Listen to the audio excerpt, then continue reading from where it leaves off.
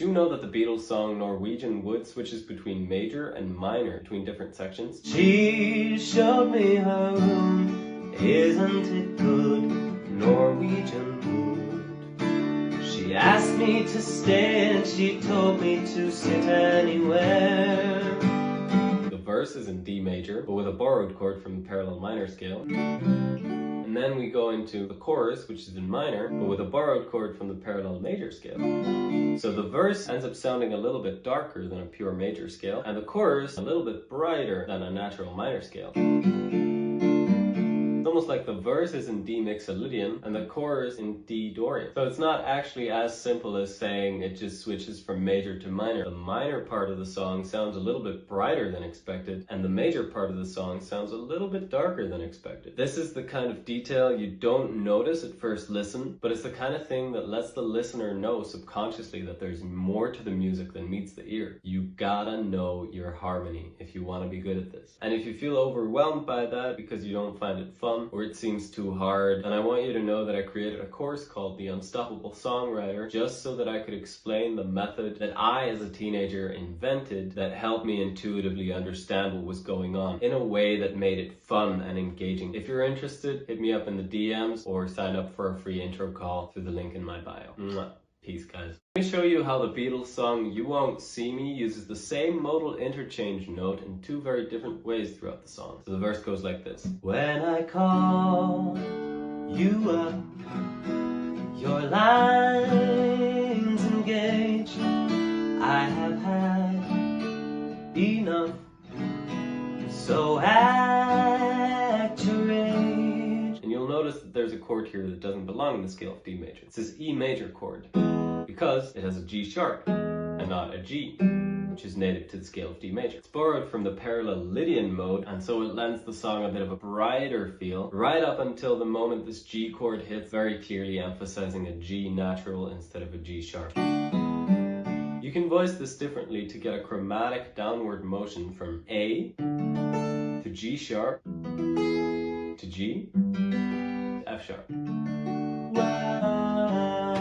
And the funny thing is that at the end of the verse, this chromatic line appears again, but this time ascending. If you won't see me, you won't see me. And you'll notice that the second time the bass note doesn't move anywhere. It's a D chord the entire time. The emotional footprint of knowing your harmony this well is undeniable. If you're a songwriter who's struggling with music theory, let me tell you, it doesn't need to be difficult and it doesn't need to be boring. I got into it all as a teenager with my own invented system that I'm now teaching, and I put it all together into a course called The Unstoppable Songwriter. Let's look at another beautiful borrowed chord in the Beatles song You Won't See Me. The 4 minor chord is a borrowed chord from the parallel minor scale, and it first appears in the song in the second half of the verse section. We have lost the time that was so hard to find. Now the 4 minor chord hits again in the bridge in a very different context. Time after time, you refuse to even listen. And at this point, the 2 major triad hits again, but this time it's not to create chromatic voice leading like it is in the verse. Instead, it's to add more power. And in this case, you could even see it as a secondary dominant for the 5 chord.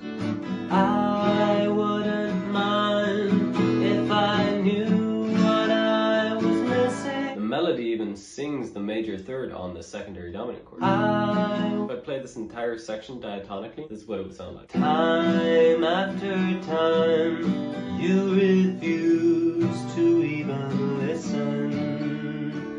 I wouldn't mind if I knew what I was missing, though the days are few. And quite sadly, this is most likely what the song would have sounded like as a modern pop song. Modern pop, for all its qualities, does not even have the first idea of how to make an interesting chord progression. And I'm here to inspire that change. Songs that don't sound complicated but totally are per 23. Listen to the melody of the verse of David Bowie's Starman, and let's see if you can notice one note that goes very distinctly outside the scale. Didn't know what time it was, the lights were low. I leaned back on the radio. Did you hear it? It's in the second phrase. First is completely diatonic over this G minor 7 chord. Didn't know what time it was, the lights were low. because the half step that happens in the melody there fits within the diatonic scale. Sounds pretty sweet. Bowie sings the exact same pattern over the following chord, which is an F major chord, and in that instance he needs to sing a minor third over a major chord. Lean back on my radio, but it's sustained for such a short time that just as our ears are catching on to there being something wrong, he's already back up to the major third. Let me sing it to you diatonically this time. I lean back on my radio, on my radio. So much more spicy and fun that way, right? Or is it just me? Tell me your thoughts below. Which one do you prefer? Songs that don't sound complicated but totally are per 24. You have to check out this super cool, energetic borrowed chord. The ending of the verse of David Bowie's Starman. I lean back on the radio, oh, oh, some cat was laying down some rock and roll at a sunset. Now, before I explain to you what's going on here theoretically, let me play this to you as if it were completely diatonic. Rock and roll at a sunset. Not quite the same vibe, right? It's the modern pop version right there. But David Bowie back in the 70s had different ideas. Versus. Woo! Makes all the difference in the world. What's going on here is that we're swapping the 3 chord, which is diatonic, for a borrowed chord from the parallel minor scale F minor, the flat 3 major chord. And this wasn't too uncommon in pop songs at the time. Beatles used this in a couple songs, like The Night Before, back in the USSR, Helter Skelter, and I actually used this in my song Jenny. This progression would theoretically be called 1, flat 3, 4.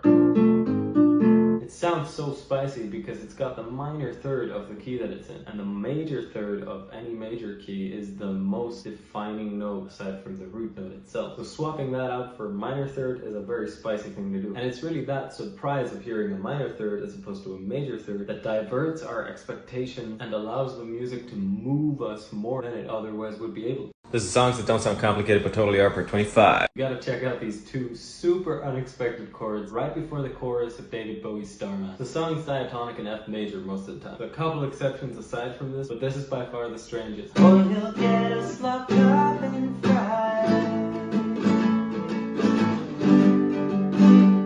There's a song. A majors and G majors are definitely not diatonic to F major. But how is this allowed? Well, one way to think of this is to see the symmetry of the chord motion. Non-diatonic major chord, going down a whole step to another non-diatonic major chord, a whole step again to a diatonic major chord. This is a composition technique called harmonic symmetry, and it's a so-called atonal composition technique, meaning that it really transcends the idea of scale or tonality. My guess, though, is that David Bowie just found these chords and thought they were cool. And the point of these chords in the storytelling of the song is to usher in the chorus, which is really told from the perspective of a news anchor. Over these 2 chords, there's a piano playing a high A note.